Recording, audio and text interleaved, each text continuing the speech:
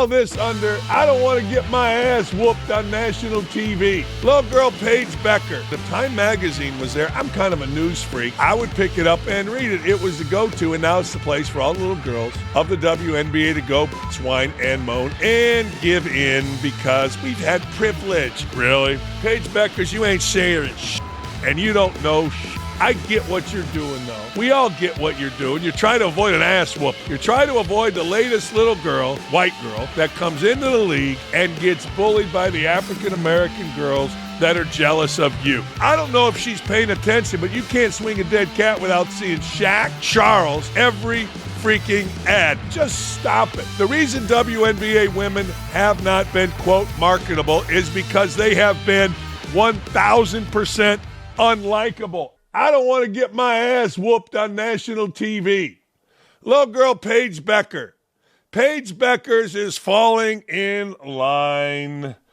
And, of course, Time magazine is right there for it. You know, Time magazine used to be a go-to. Even when I was a kid, I'd sit in the doctor's office and eschew.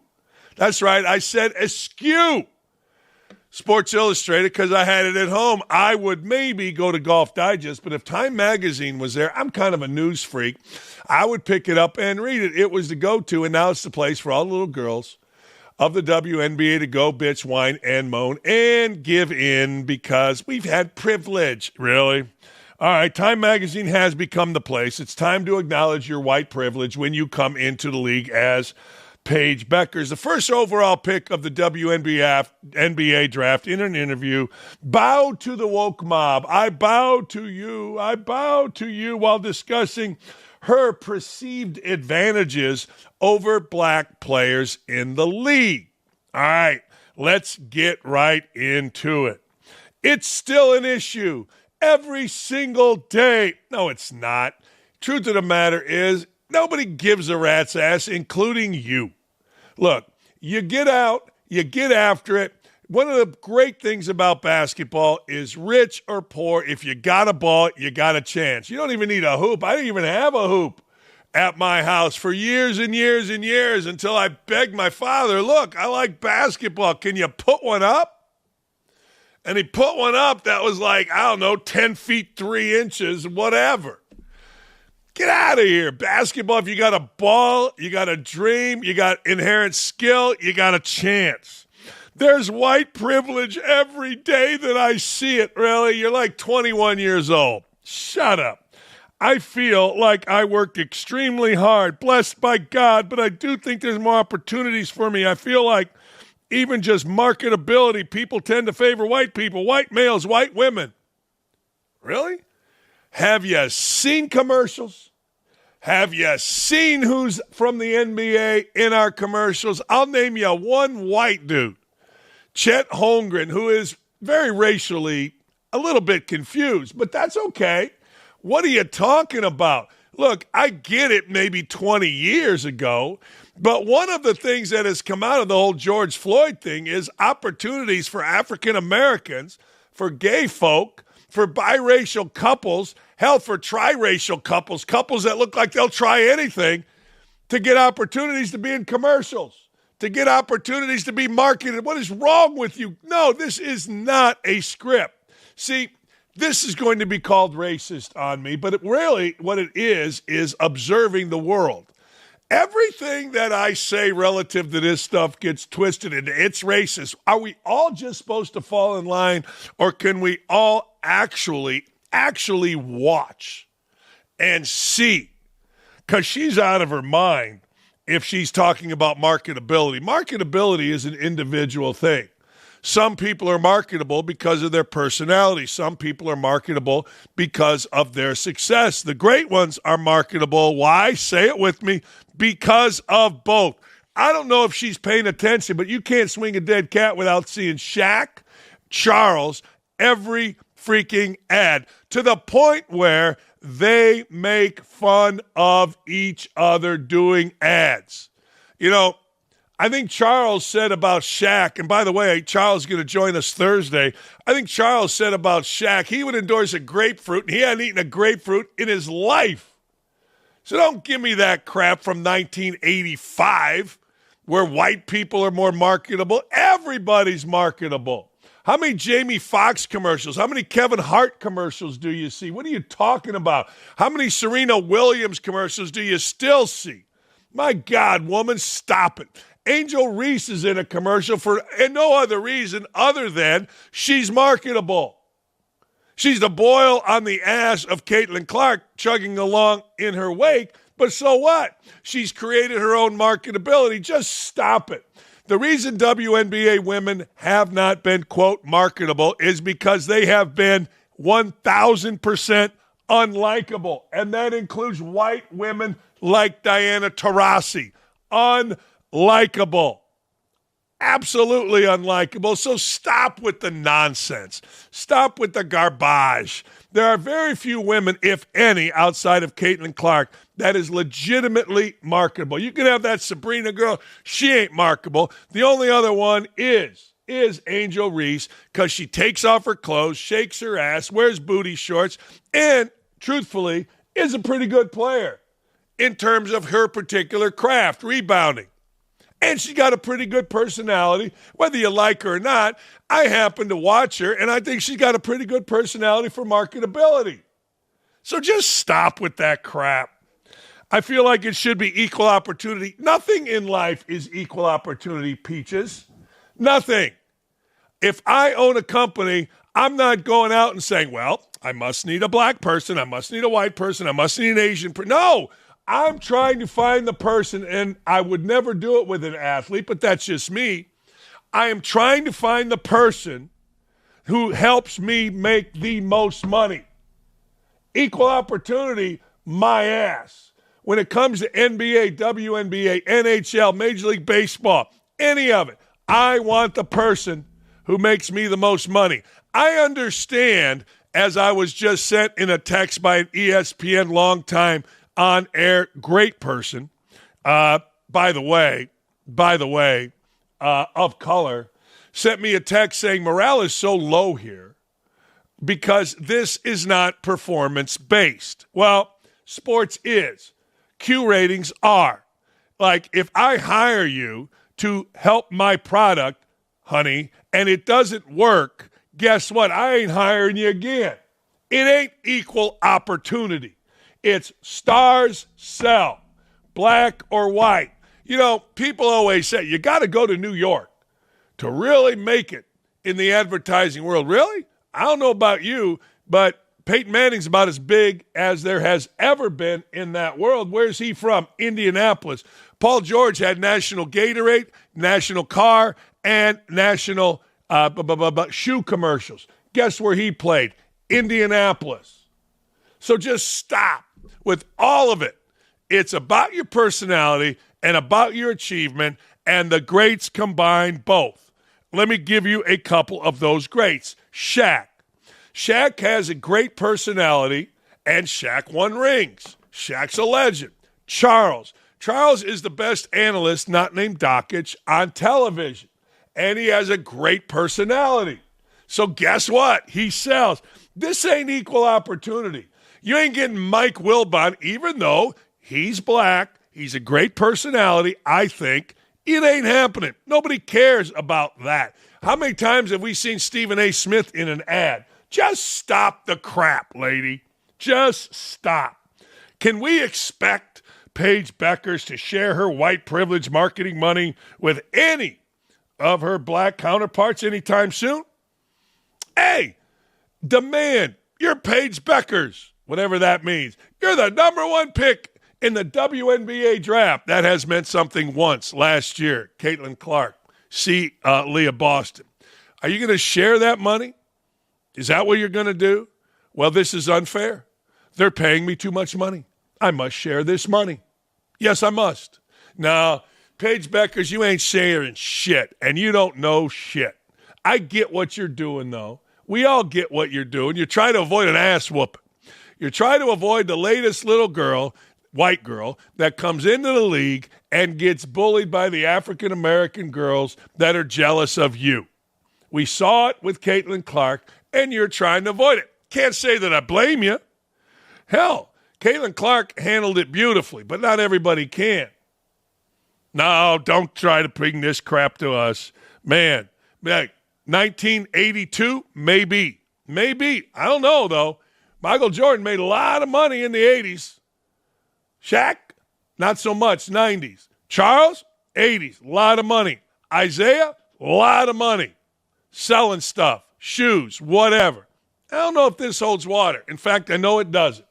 There is not one single woman, not one, until Caitlin Clark, black or white, that captured the national marketing industry ever out of the WNBA. Tamika Catchings, Indy, great player for a woman. Wonderful personality for anybody. Smart, fun, you name it, she had it. But she played in the WNBA. That's all I can tell you. WNBA, not relative in marketability until Caitlin Clark. Period. You can blame it on black, white, green, or purple. You got to have game, and Caitlin's got a different game, and you got to have personality. And Caitlin Clark, the way she conducts herself, is the right personality to lead that league. So stop with all the rest of the bullshit.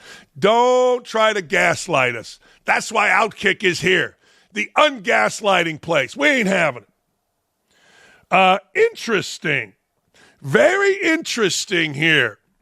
Michigan State, you know, what do I always tell you? There's always a backstory. Always. Not sometimes, always a backstory. Michigan State recently fired their athletic director, a man named Alan Haller, who played football at Michigan State back in the day. He ain't going quietly. Shouldn't, because there's always a backstory here. He took over a mess. Remember the Larry Nassar thing? He took over after that, and he had the whole Mel Tucker sex thing. He navigated Michigan State through that. All right. Well, now he's saying he used his parting statement to aim at people of significant influence at the university. The reported reason he was let go, in part, was due to his ineffectiveness at raising money during the era of NIL payments to players. Interesting. I'm telling you, man, donors and boosters control college athletics. It went from we must keep our boosters away from our teams to we must let our boosters in on everything, including decisions on athletic directors and coaches. This has happened a bunch. Significant boosters go to an AD and say, we're not going to give as long as that guy's the coach. At Michigan State, apparently, they didn't like that guy, and that guy was the AD. Interesting stuff. Throughout my career, I've consistently spoken up when I believe something was not right. Always guided by a commitment to protect students, uphold the best interests of the university. You know, this protect students thing is interesting. Maybe I'm wrong about this, but I never felt the need to be protected. And anybody that I played with and anybody that I coached, if I asked them, do you need me to protect you? I don't know. I don't think one of them would have said yes.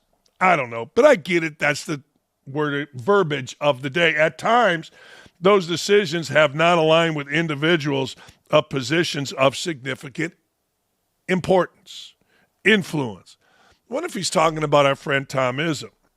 Haller navigated multiple scandals at Michigan State, including the fallout from the 2022 Michigan State tunnel fight that saw 7 Spartan players face criminal charges. In his first year as AD, Haller signed football coach to a 10-year, $95 million extension that made him the highest-paid black coach in football history, college football history. He also had to fire him. Because the dude, he got grabby. You know what I mean? Haller was also associate athletic director in 2014 when the first of more than 300 claims of sexual abuse against former gymnastics team doctor Larry Nassar came to light. Michigan State paid a $500 million settlement while Nassar was sentenced to life in prison. You know, that was amazing because nobody from the Lansing State Journal covered that until the Indy Star. Did you know that? Did you know that the Indianapolis Star broke that story? not the Lansing State Journal, because student athletes were afraid. They knew the Lansing State Journal was in pocket with the athletic department and none would speak out to them. But somehow, because of USA Gymnastics being in Indy, the Indy Star broke that whole story. One of the criticisms of Haller as an athletic director was Michigan State's ineffectiveness to raise funds for NIL, an area that has affected recruiting in the school's biggest sports of football and men's basketball. Now, hold on here a second. People can say that it affected recruiting, but that team, the men's basketball team, just won the Big Ten title. Now, that's pretty good recruiting. I don't care how good the coach is, and the coach is great. Football, wait a second here. Let's be honest. When you go through a scandal like they did with Mel Tucker and you get a new coach, hold on. You've got a program in disarray. I don't give a damn who's your booster. It's going to take a little bit to get that thing going. Because, look, on the heels of Nassar, and Nassar is not that long ago, even though it's been 10 years. It's not that long ago because of the prolonged trial and the subsequent stories post-trial. Michigan State's football, Michigan State's program has always, to the outsider, seemed to be in scandal. So putting a football team together is not the easiest thing. No, it really isn't. I'm not surprised given the trajectory of the level of giving to the athletic department. All you got to do is look at what's going on with players that are coming via the transfer portal. It just seems we can't compete because we don't have enough money. I don't know that you can pin that on an AD. I don't know that you can either. I mean, this is a new world. This is interesting. You know, one of the things I think most of us know is when you are constantly in turmoil, constantly in the news for all the wrong reasons, as Michigan State has been, as a booster, you go, wait a second here. Am I giving my money to the wrong thing? As a coach, you're like, no. Everything's fine. We need this to compete. But here's the deal. Now, I'm not criticizing nor am I praising Tom Izzo. Tom Izzo's been an unbelievable coach, and what he's done with that program, I don't think I would have ever seen in my lifetime when I was playing at Michigan State. Good program, good players, lots of pros, but not nationally dominant. Izzo's done a great job with that. However, Tom's also kept boosters at bay. He's done it the, quote, right way. Now you got to open it up to everybody, and that's difficult for some to forgive. A lot of reasons people give money to a university. A lot of reasons people don't give money to a university. I don't know, man. Firing the AD, all it does to me as a total complete outsider is say, here we go again. Here we go again, Sparty World. We're in the news for all the wrong reasons. Hey, Floyd Money Mayweather, he's not happy. He's not happy with the woke and fake news media over at Business Insider. Business Insider got some problems as the legendary boxer filed a $100 million defamation suit against the outlet, alleging the crumb-stained writers at the disgraced outlet embarked on a campaign of harassment and defamation characterized by aggressive and misleading journalism. Hello, Indy star to Daniel J. Dakich. Hello, Greg Doyle, and who's the other lady? I forget. Oh, Hunsaker Bimbo. The legendary boxer filed a $100 million defamation suit against Business Insider, according to a report by Ben Horney in Front Office Sports. I like Front Office Sports. The suit alleges that Business Insider reporter Daniel Geiger, who is also named as a defendant, embarked on a campaign of harassment and defamation, characterized by aggressive and misleading journalism that not only distorts the truth, but seems driven by a deep-seated bias against Mr. Mayweather's success. At the center of the lawsuit is reporting that Geiger published in March that suggested Mayweather, who had publicly discussed an agreement to buy a 62-building Manhattan apartment real estate portfolio, had not actually made such a purpose. Geiger started, there's no evidence there has been a sale. Whoa, wait a second here. Hang on. You can't just say there's not been a sale when there's been a sale. You can't say there's been a sale when there's been a sale. This is all very confusing to me. And you know what? I'm not mad at it, and I'll tell you why. I want more people to sue media outlets. I do. Doesn't make me bad, doesn't make me good. It just means I want more to do it. Now, here's the deal. Mayweather's lawsuit alleges that Geiger refused to review documents that prove the deals did, in fact, happen, and that Geiger was motivated to defame the champion due to his race. This is where I'm like, come on. In this day and age, Business Insider was recently the subject of another high-profile defamation lawsuit from a sports figure. In 2022, Barstool Sports founder Dave Portnoy sued the publication after it published a report containing sexual assault allegations against him. The suit was dropped. Hey, our friend Davey, here's what I know, because I've been sued once. Here's what I know. You got to prove damages. And on the surface, at this lawsuit, I don't see really, other than maybe you don't like what was reported, I don't know that there's any damages right here that Mayweather can claim. He doesn't seem to have been hurt in any way, or was he? So the first thing, and this isn't lost on me, but who alerted Floyd to this? Because, I mean, the guy struggles to read Cat in a Hat, so I know he's not over there reading Business Insider. When it comes to defamation, Dan, and you're looking at a public figure, the standard of proof is different. You have to show essentially that there's a intentional misleading of the facts. It's a situation where there was actual malice. And when you're talking about public figures, it's generally pretty difficult.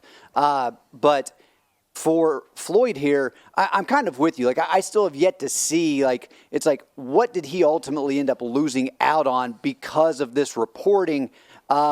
But again, you mentioned Portnoy. I think he later dropped the suit against Business Insider, but it's just such a higher standard of proof for a public figure in a defamation. But it is not lost on me that Floyd Mayweather, of all people, is suing someone for libel.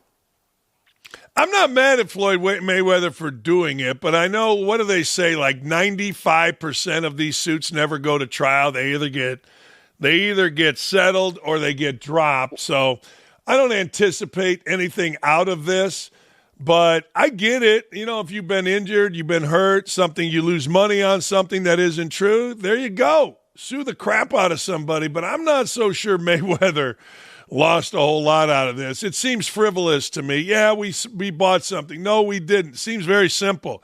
Here's the documents. We bought it. Or where are the documents? We didn't buy it. Yeah, I feel like there's something else that I'm kind of waiting for, because just the way this suit is come about, I feel like there would be more to it than what I'm seeing. But yeah, you are right, Dan, and that's just like not just defamation cases, but like all suits. Like 95% of cases never go to trial. No, they never go to trial. They just don't. So, all right, now it's time for a new segment. It's a new segment on Don't At Me, and we are calling it Back in My Day. Roll the stinger. Yeah.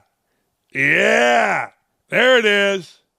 Yeah, there it is. All right, what are we doing first, Back in My Day? Dan, the coverage for the NFL draft nowadays, I mean, big story is this: in 2027, they are going to be going to Washington, D.C. Donald Trump is talking about everything they're going to have set up as it relates to the draft. And it's one of those things, Dan, where I kind of wanted to get your points. I love hearing your stories. But, I mean, back in your day, the way in which the NFL draft was set up, I mean, the amount of coverage we're seeing now, what was it like back in the 90s? I feel like you used to have to just wait for the paper to come out the next day to find out what happened. I mean, 94 was when Mel Kiper came on the scene. Going back even further than that, where do we sit now? And did you ever think when you were growing up that the draft would be the spectacle that it is today? You know, when you're a kid, you remember certain days, okay? You don't remember every day, but you remember certain days. True story. I was, and still am, a news freak. And I don't know what year, maybe it was 1976. I was like 14, 12, whatever I was, years old. And I so badly, because of what I read, wanted the Chicago Bears to draft a fullback out of Houston named Don Hardiman. And Don Hardiman ended up playing in the league, and he was pretty good. And I'll never forget, I remember sitting at my house like I did a lot of days, waiting for the newspaper to come. And I would open the front door and hope it was under the mat. I would never forget. I was watching something. I went upstairs hoping the newspaper would come because I wanted to find out who the Chicago Bears drafted, my team. I went upstairs. I looked under the mat. There was a paper. I got the sports section, opened it up, and there was a list of the draft. And the Bears drafted Walter Payton from Jackson State. And I'm like, oh, that's crap. What are they doing? You know, I'm 12, whatever years old. They don't know what they're doing. Don Hardiman went like after or before. I can't even remember. But that's in the 70s. To your point, you had to wait for the newspaper. Now, a little different. I don't really remember the 80s, but let me tell you about the NBA draft in the 80s. My roommate, Uwe Blomp, was a first-round pick. And I remember I wasn't even paying attention. Like, you know, the draft in the NBA is the middle of June. We had graduated. I do remember where I was. I was playing golf, and somebody said, hey, Uwe got drafted in the first round by Dallas. And I remember going, oh, man, that's great. I'm going to try to get a hold of him tonight. There was no, like, can you imagine now if you're Uwe's roommate, me, my roommate Roger, our other roommate Billy, can you imagine if he was a draft choice? We'd be at that table wearing some kind of pink suit, you know, trying to make damn sure we got noticed. So back in the day, and a lot of people for the NFL draft are saying Mel Kiper is the reason for this, and you mentioned 94. Back in the day, that's how you found the news. You heard it, maybe on the radio, maybe in your car. I got Walter Payton being drafted from the newspaper. Man, and now, well, you know it. You know it. Danny, boom. Did your roommate have to deal with any prank calls? If he did, he never told me. You know what? Where are you going to call him? Like, you know, what are you going to call our apartment? You know, no, you know, we'd be like, yeah, okay, who cares? You know, but I do remember Uwe signed a contract, I think as a first-round pick. Maybe he was 15 to 17. I can't remember what he was. But I remember $225,000 was the number that's in my brain. You know, I don't know whether that's right. I don't know but it was in my brain. I don't know if it was 4 years, you know, at $220 a piece. I don't know what it was. But that's the other thing that's changed, big boy, the freaking money. Anything else on this new segment? Well, the other thing I wanted to add real quick, I don't know, have you ever heard the story of Norm Michael? He was a fullback at Syracuse. It just goes to show you, I mean, this was obviously before the Super Bowl era. This actually happened in World War II. But he was drafted in 1944, and I think was the 18th round back then. But he was currently serving overseas, and no one ever told him. So he actually did not know he was drafted until 45 years later in 1999, whenever he was looking at a list of all the Syracuse football players that had been drafted. And he saw his name, and he's just like, huh, that's news to me. But it just goes to show that's you with the spectacle that we see now. For me, like back in my day, it was just like I'm just used to seeing the draft be at Radio City Music Hall, but now it's like we got to go all out, have the entire city get behind, which I like. I don't want it to be a thing where it gets too far. I'm interested to see what they do with this. The other thing for back in my day, this one's going way back. I couldn't even tell you when I think of Alcatraz, Dan. I don't know about you, but I always think of The Rock with Sean Connery and Nicolas Cage. They got to stop the VX gas from exploding on the West Coast. But did you see that Trump is hoping to reopen Alcatraz? Yeah. I mean, our guy Nick doesn't like it. Yeah. He wants a gun. Yeah, I want to get into Donald Trump announcing. Hang on a second. I want to get to Donald Trump announcing the draft coming to Washington, D.C. He announced that it's headed to D.C. in 2027. He made it with the mayor. He made it with the owner, Josh Harris, and he made it with Roger Goodell. The plan is for it to be a 3-day event. I'm digging this. I like it. Here's Trump. To reveal that the 2027 NFL draft, that's a big thing, will be held right here in our nation's capital, Washington, D.C., on the National Mall, and you get a little glimpse of it.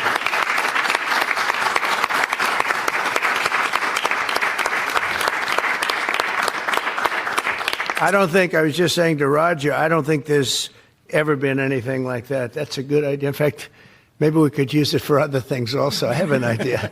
It's going to be beautiful. It's going to be something that nobody else will ever be able to duplicate that, I don't suspect. It's very exciting. And Trump further went on to talk about the benefit for the city of D.C. I like this.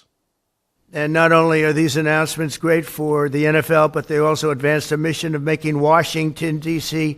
safe and clean and beautiful. And we're working very closely with the mayor, as you know, and we've made a lot of improvements in the last few months, and it's getting to look really strong. Crime is way down, and there's a good relationship we have going with Muriel. So I want to thank you very much. Yeah, there you go. I mean, I would like D.C. to not be the crime center of the country. I think it'd be fun if D.C.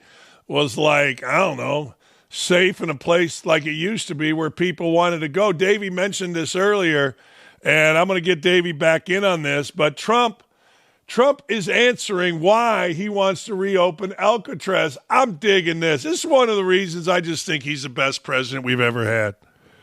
Alcatraz, how will you use it? How did you come up with the idea? Well, I guess I was supposed to be a movie maker. We started with the movie making and we'll end. I mean, it represents something very strong, very powerful in terms of law and order. Our country needs law and order. Alcatraz is, I would say, the ultimate, right? Alcatraz, Sing Sing and Alcatraz, the movies. But it's right now a museum, believe it or not. A lot of people go there. It housed the most violent criminals in the world, and nobody ever escaped. One person almost got there, but they, as you know the story, they found his clothing rather badly ripped up, and it was a lot of shark bites, a lot of problems. Nobody's ever escaped from Alcatraz, and just represented something strong having to do with law and order. We need law and order in this country. And so we're going to look at it. Some of the people up here are going to be working very hard on that. And we had a little conversation. I think it's going to be very interesting. We'll see if we can bring it back in large form, add a lot. But I think it represents something. Right now it's a big hulk that's sitting there rusting and rotting. You look at it, it's sort of, you saw that picture that was put out. It's sort of amazing. But it sort of represents something that's both horrible and beautiful and strong and miserable, weak. It's got a lot of qualities that are interesting, and I think they make a point.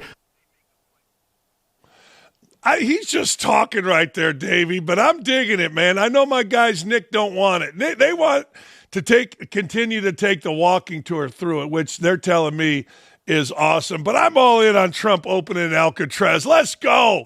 Put the worst of the worst in there. I'm interested to see what that would look like. I mean, the last time Alcatraz was actually operating as a prison was 1963. As he was up there talking, Dan, I was just kind of waiting for him to go into, it's a great prison. It's one of those things where the Democrats want to get rid of prisons. They want to delete it just like Hillary did her emails. But he didn't go that far. Yeah, I think it's good work. And I love the fact that the draft is coming to D.C. Let's go. Let's get things going. Hey, Barstool founder Dave Portnoy, who is Jewish, said he was shaken with anger for 2 hours after it was brought to his attention that a sign, hey, look at there. I like that. Yeah. All right. Let me go back to Barstool. You know the story. Dave Portnoy, Jewish, angry for 2 hours after it was brought to his attention that a sign with an extremely anti-Semitic message was displayed at his bar in Philadelphia. Says he will be sending those involved in the situation to Poland, specifically Auschwitz, But now there's a twist with one of the kids involved, and it's really effed up. Here is Portnoy's reaction initially. Yeah, my initial reaction was like, I'm going to fucking burn these people to the ground, their families, everything. And it's like, you know what? Maybe that's not the best course of action. Maybe I can use this as a teaching moment. And like, before people just are like, fuck the Jews or any group and the hate, let's try to like turn a hideous incident into maybe a learning experience, as cliche and very unlike me.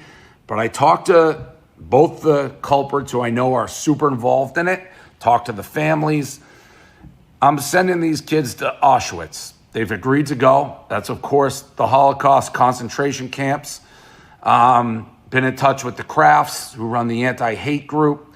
We're going to send these kids to Auschwitz, and they're going to do a tour of the concentration camps in Germany and hopefully learn something, and maybe like their lives aren't ruined and they think twice, and more importantly, other people like, see, it's not just like words you're throwing around. So to me, that's a fair outcome of this event. The two waitresses. Yeah, we'll see. That did not go like he wanted. It didn't. Now, Temple has since shared that the university has identified one student believed to have been involved and placed that individual on interim suspension, according to Fox 29 Philadelphia.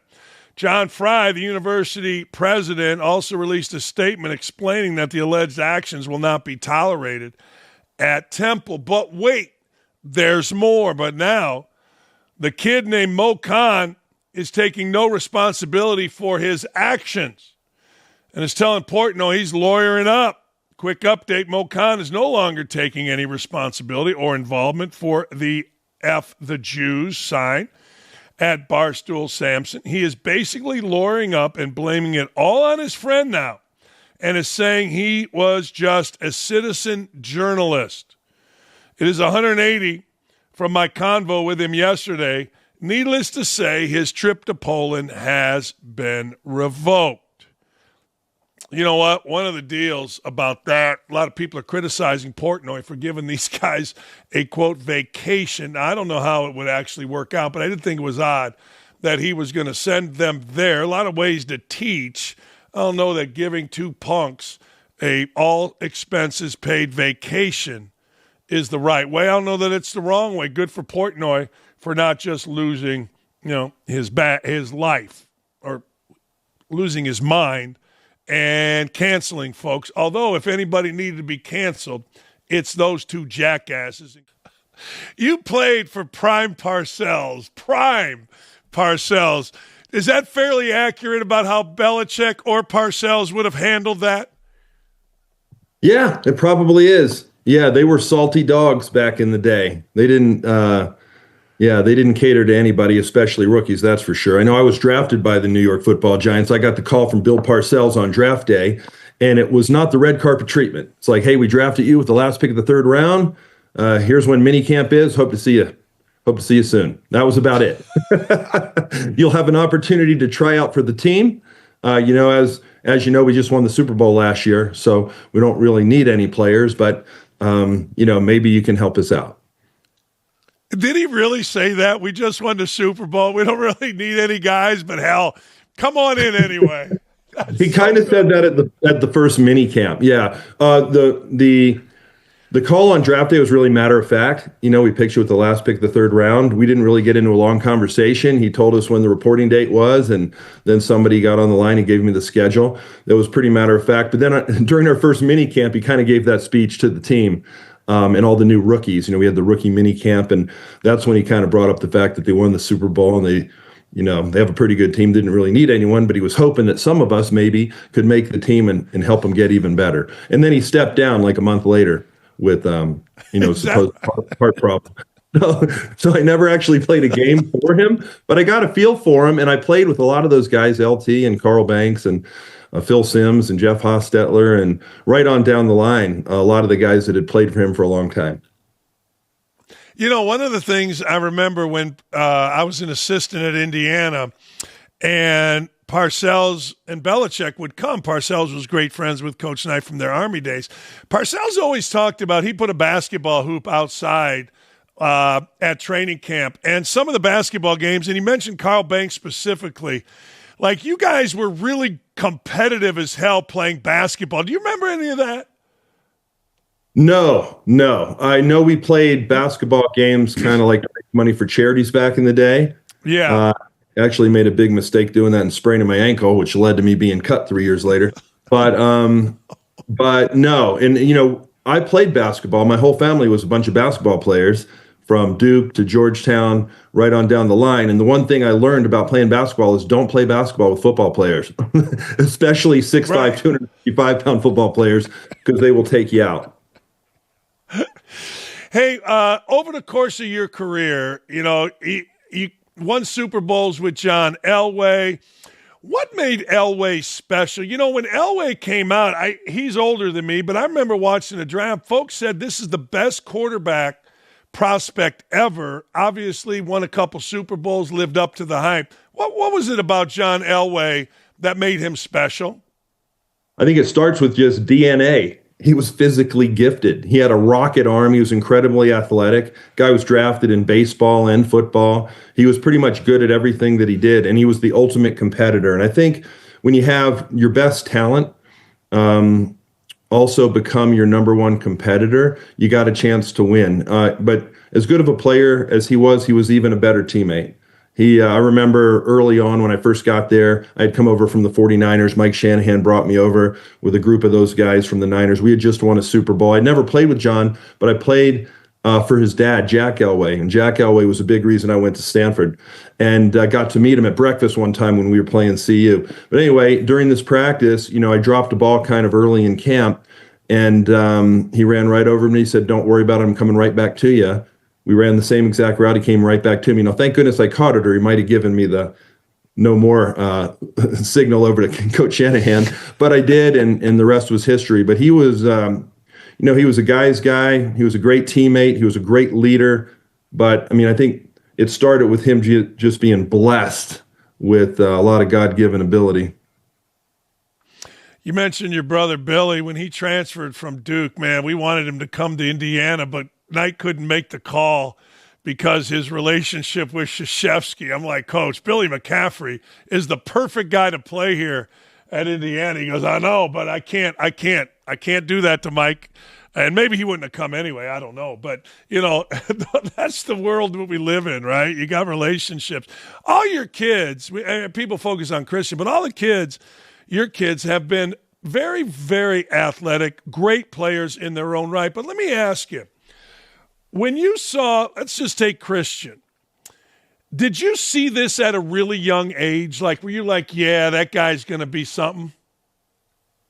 Yeah, I did, actually. You know, he had incredible anticipation, incredible quickness, great vision. He was pretty much good at every sport he played at an early age, but you never know for sure. Like, you know, when you're 7, 8 years old, who knows how big and strong and fast you're going to be. A lot of kids mature early, so you just never know. But I will say this, from an early age, from the first time he played sports, he was pretty dominant. Now, that's in Colorado, right? So, you know, Colorado's the size of Houston. You never know how that's going to play out across the country. But he was, you know, he played on a 7th grade All-American team, 8th grade All-American team down there at the Army All-American Games, and then did great in high school, drafted, did well in college. So the signs were there, but no one can know for sure. You know, you have to let it play out.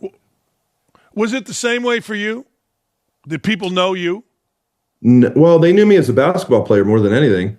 You know, I know you're a basketball guy, so, you know, we did win 2 state championships in high school, and I set our school's scoring record, which lasted less than a year because my sister broke it the next year, and then my brother broke it the year after that. It was the shortest lived scoring record in the history of high school scoring records. But I was not a great basketball player. I was good high school player, could have played in college, but was not great. So most people knew me as a football player because as a basketball player, because our football team, we were 0-11 my junior year and 2-9 my senior year. So even though I had a little bit of physical ability, we were not good. So a lot of people didn't even know I played football until I had signed with Stanford. But Had a great experience. Loved my teammates, despite us losing. I still think football is the greatest sport in the world, and got to be recruited by Bo Schembechler at Michigan and Joe Paterno at Penn State and Lou Holtz at Notre Dame. Went on a lot of great recruiting trips, met a lot of great players, and then got to play for Jack Elway at Stanford, and it was a great decision. Had a wonderful time playing football and had a great time at Stanford. A lot of lifelong friends were formed there. What's the biggest difference? You hear NFL guys talking about the lack of physicality. Some guys, they should play flag football. You got a son, that's out there getting his ass kicked like every other football player does. What's the biggest difference from when you played to what your son is involved in? Well, football is still a collision sport. It really is. You're getting hit, especially at the running back position. You got 11 guys trying to take your head off on every play, and you can certainly have helmet-to-helmet contact in the A gap. You know what I'm saying? So you're getting hit and you're hitting people. The rules have changed a little bit. The passing game has really evolved, mainly because of the player safety rules that have been enforced now for quarterbacks and for receivers. No more helmet to helmet. When I played, it was all helmet to helmet. You look at some of the great players, I always look back at John Lynch, who was a quarterback at Stanford, believe it or not, and was a great teammate, great human being, but also a Hall of Fame football player. Every tackle was helmet to helmet. You go back and watch all those NFL Crunch Course videos, and you're like, that's just the way people tackled. They use the helmet as a weapon. So I'm all for player safety, especially as a dad who has kids that play in the league. But I think because of that, and not being able to, to hit the quarterback and the quarterback being able to slide, the passing game has evolved quite a bit. And so that's how it's changed more than anything: player safety rules and the advancement of the passing game. And we saw it with the Mannings, and we saw it with Shedeur Sanders just recently, father's involvement. How involved are you in things with Christian and your other kids in terms of contracts, where they go, how they go? Are you more of a sounding board than an agent? How do you describe your parenting with professional athletes as children?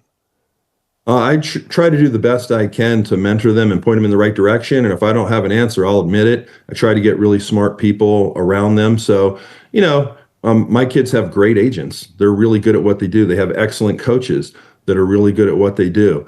I rely on my experience as a player and share that with them and allow them to make their decisions. But my kids they're full-grown adults now. They can make the right decision. But I think I can help give them some perspective and some understanding about how these things typically play out. Is the NFL, in dealing with players, contract, is the NFL fair?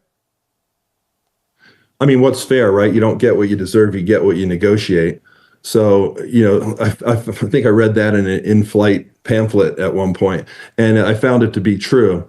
Fairness has nothing to do with it. There's rules and regulations that have been put in place that predetermine the range with which players can get paid based off of their position, based off their seniority, et cetera. So, for instance, in the NFL draft, you're pretty much slotted. There's only a certain range that your agent can even negotiate until you sign your second contract. In fact, most agents are most valuable for players when they sign their second contract, or if they help late round draft picks or undrafted guys find teams. That's when agents are most valuable. But first round draft picks are pretty much slotted. There's not a lot of negotiation there. Second, third contracts, sure. And now you're looking at what the franchise tag amount is, what players are getting paid by position. I think, there's a lot of negotiation regarding guaranteed money at signing and your ability to extend contracts to prorate, signing bonuses and things like that. So there are little things that you can negotiate into contracts, and sometimes agents make a big difference. They do make a difference, but the sky's not the limit. There is a range, and no matter what player you're talking about, you can pretty much guesstimate the range, especially for the higher paid players. We used to do this at Indiana with our first round picks. We used to say, all right, we know what they can get without you. We're going to pay you, and agents hated this, right? We're going to pay you based on what you can get above what they're already slotted to get. Does that you see what I'm saying?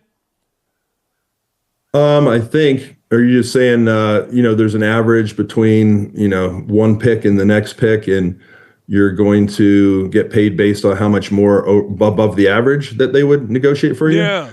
I don't know too many. It's very unfair. I don't know too many football It's very agents. unfair to agents. I don't know how many football agents would be willing to do it. It might work different in basketball, certainly, but not too many football Yeah, no, they agents didn't like it. Yeah. No, I mean, you they negotiate with your hated it. agent. You can negotiate with your agent. I know, first round draft picks, especially if you're in the top 10, you can certainly negotiate. And for the agent, quite frankly, they hope to break even on the first contract. If they make a little money on it, that's great, because they're really investing in the player, right? Nowadays, this didn't happen when I was coming out of college, but nowadays you're investing in them before they even get to the combine, right? You're hiring and paying for their room and board and their sports performance trainer, and making sure they have all the nutrition and all the body work people that you need to get ready to go to perform well. And so they're investing hundreds of thousands into some of these top draft picks before they even get drafted. And then, they're negotiating the contract. They're putting a lot of time and effort into the negotiation. But if they can break even or make a little bit of money on the first contract, it's really the second contract that they're working for. They're hoping you have a great career.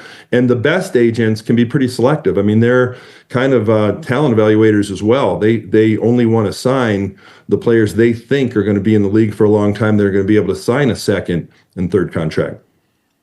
Yeah, that's what exactly what agents said. We're not, we had 6, Calbert Chaney was a player of the year, 6th pick in the draft, and the agent's like, look, I know I'm not going to make nothing on this contract, but he's going to play a long time in the league, and we're going to help him there. And that's exactly right. Hey, how's Protein Bites? How's it going?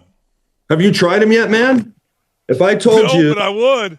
I don't care if you're playing basketball, football. I don't care what sport you're playing. I don't care if you don't even play a sport. You can get in the best shape of your life eating chocolate chip cookie dough, fudge brownie, and birthday cake. Gluten-free. I'm writing this. Well, you don't have to. I'm going to send you something. Gluten-free, non-GMO, right? Sustainably made, plant-based protein.